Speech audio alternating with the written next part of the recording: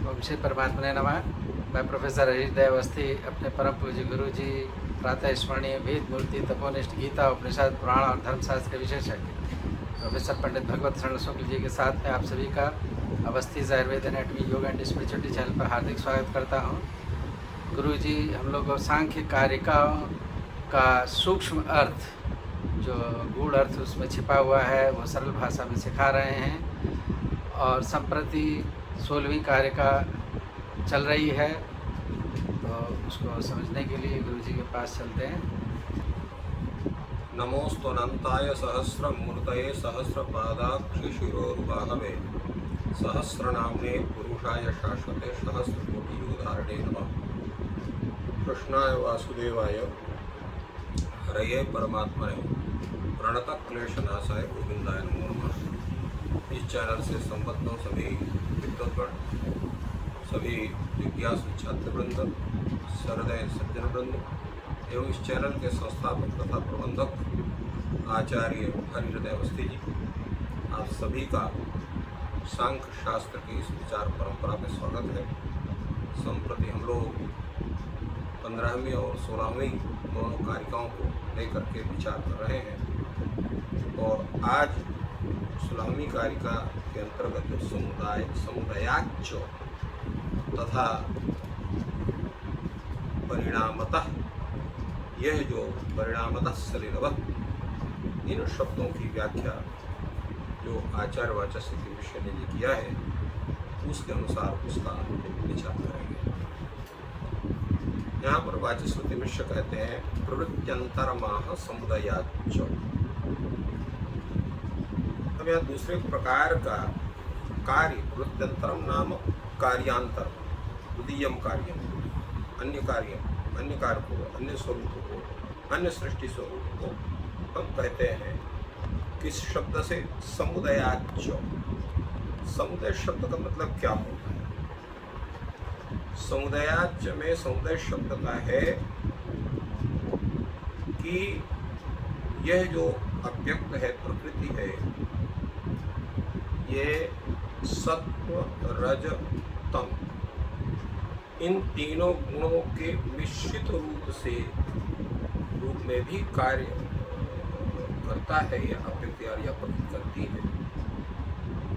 तो समुदाय का अर्थ होता है समेत उदय समुदय अर्थात समवाय। समेत उदय का मतलब हुआ समेत, सम्मिलित रूप से। उदय का मतलब आविर्भाव, सम्मिलित रूप से आविर्भाव ही समुदाय, ये समुदाय का मतलब। अथवा तीनों का जो समवाय है, समुदाय है, उससे भी इस बात को हम ज्ञान करते हैं। समुदयश्च गुणानाम न गुण प्रधान भाव मंत्रेण संभव। गुणों का जो समुदाय है, गुणों का जो समुदाय है या गुणों का जो सम्मिश्रित रूप है, ये गुण प्रधान भाव को स्वीकार किए बिना संभव नहीं होता। उसमें आपको गुण प्रधान भाव, गुण प्रधान भाव का मतलब क्या होता है? अंगांगी भाव। गुण माने हुआ अंग, प्रधान माने हुआ अंगी। गुण प्रधान माने अंगांगी भाव या प्रधाना भाव। इनको जब तक हम स्वीकार नहीं करते हैं तब तो उन गुणों का सम्मिश्रण नहीं बनता। अर्थात यह गुण प्रधान है और यह गुण अप्रधान है। गुण भाव और प्रधान भाव ये कब बनेगा? जब उनमें वैषम्य होगा।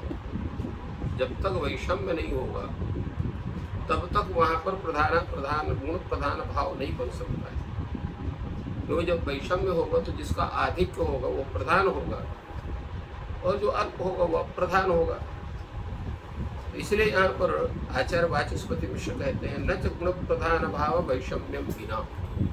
वैषम्य माने बिना, जब तक तीनों गुणों में वैषम्य नहीं बनेगा तब तो गुण प्रधान भाव नहीं बन सकता है। न च वैषम्यम उपमर्द्यो मर्दक भावादृते। और वैषम्य कैसे बनेगा? तो वैषम्य तब बनेगा कि जब जो है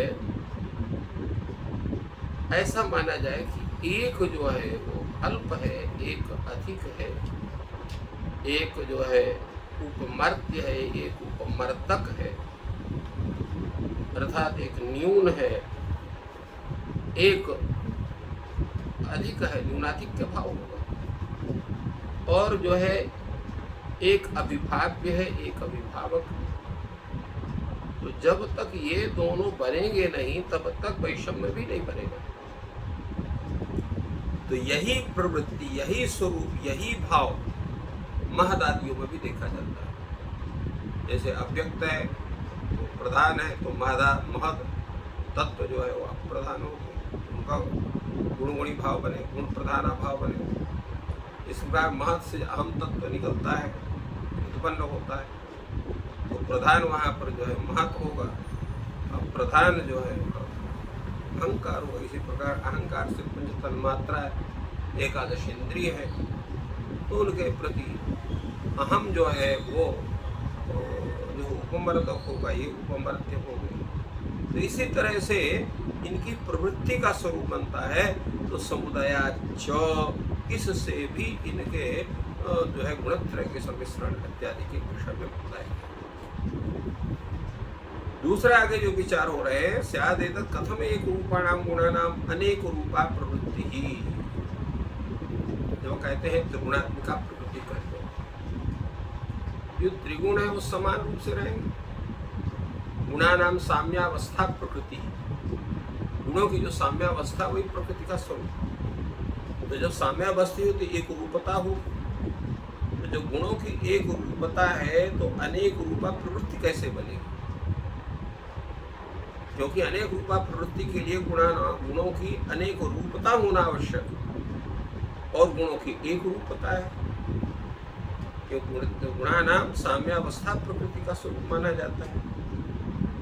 तो फिर यहाँ पर गुणों की अनेक रूपता कैसे बनेगी, अनेक रूप से प्रवृत्ति कैसे बनेगी, इस पर विचार करते हुए कहा गया परिणामतः सलिलवत्। जैसे सलिल में, जल में परिणाम देखा जाता है। वारिद भूक्त मुदकम एक रसम तत्तत् विकारान आसाद्य नारिकेल ताल ताली बिल्व चिर बिल्व तिंदु कामल तिंदुक आमलक प्राचीनामलक पित्त फल रसतया परिणमन मधुराम लवणाति तिक्त कषाय कटुकतया विकल्पते। जैसे जल है, बादलों से जब कुछ जल मुक्त होता है, वह जल क्या है, एक रस में ही रहता है, किंतु तत्तद भू विकार को प्राप्त करके उसके अनेक रस हो जाते हैं।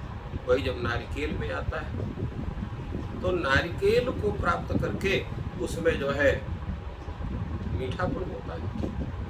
इसी प्रकार ताड़ के फल को प्राप्त करता है तो उसका अलग एक स्वरूप उसका होता है। उसी प्रकार जो है ताली बिल्व का तात्पर्य होता है करेला। तो करेले को जब प्राप्त करता है तो उसमें भी, ताली में भी उसका वही दूसरा स्वरूप दिखाई पड़ता है, अर्थात उसका जो है कटु स्वरूप है उसका। बेल में वही रस आता है बिल्व फल में, तो बिल्व फल में जो है वो उसका जो है वो हल्का सा मीठा होते हुए और कसाय में होता है। इस प्रकार चिर बिल्व नाम का एक फल विशेष है, उसका भी रस दूसरा होता है। फिर तिंदुक कहते हैं इमली का एक अलग उसका स्वरूप है। इसी तरह से जो है आमलक है, तिंदुक के बाद आमलक माने आंवला, उसका भी एक अलग रस है, कसैला रस है।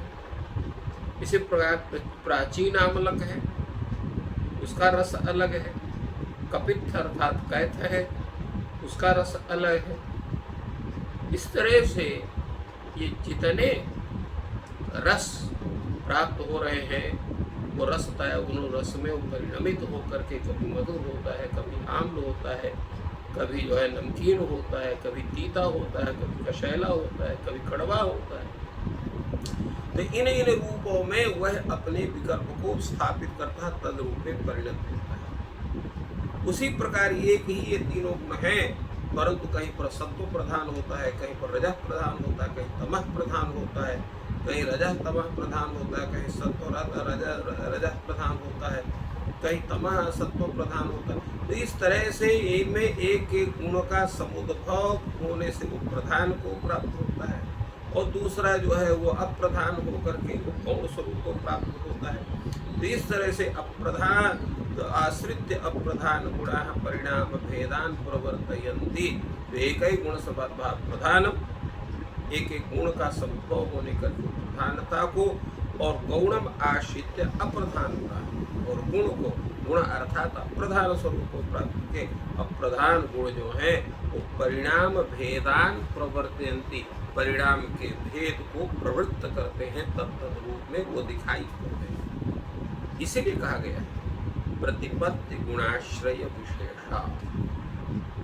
प्रतिपत्ति नाम उत्पत्ति, ज्ञान, भेद, अनेकत्व जो है, तो प्रतिपत्ति गुणाश्रय विशेषा, अर्थात एक एक गुण के आश्रय से उत्पन्न भेद या अनेकत्व के कारण अव्यक्त जो है विविध परिणाम वाला होगा। एक ही गुणाश्रय योग विशेषा तस्मात् इत्यर्थ। एक एक गुण का आश्रय करने के कारण वह जो अव्यक्त है वह एक होते भी अनेकत्व के रूप में अनेकत्व का कारण होकर के विविध परिणाम को उत्पन्न करता है।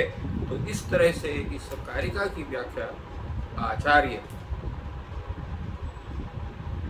जो वाचस्पति मिश्र है उन्होंने इस पूरे स्वरूप को बड़े सुंदर ढंग से उसकी व्याख्या की है। ये ऊपर जितना भी विचार आया हुआ है उस विचार के माध्यम से इन तीनों गुणों का किस तरह से अंगांगी भाव सम्मिश्रण भाव होकर के सृष्टि की प्रक्रिया में इनके द्वारा सहायता प्राप्त होती है, इसका पूरा वैज्ञानिक विवरण शास्त्रीय पद्धति से आचार्य तो ईश्वर कृष्ण की कारिका है उनके भाव को आचार्य वाचस्पति मिश्र ने प्रकट किया है। तो इस तरह से इन दोनों कारिकाओं का व्याख्यान एक साथ आचार्य वाचस्पति मिश्र ने उपस्थापित किया। इस प्रकार बहुत ही सरल भाषा में गुरु जी ने दोनों कारिकाओं को हम लोग को समझाया कि त्रिगुण प्रकृति में तो साम्यावस्था में रहते हैं और आगे चलकर महत और बुद्धि जो हैं उनमें उनकी साम्यता ना होकर कोई ना कोई गुण प्रधान हो जाता है, और अंशांश कल्पना से और किस प्रकार होता है और उसका प्रभाव सलिलवत किस प्रकार है उससे उदाहरण देकर समझाया। आपका दिन शुभ हो, ईश्वर आप पर कृपा करें।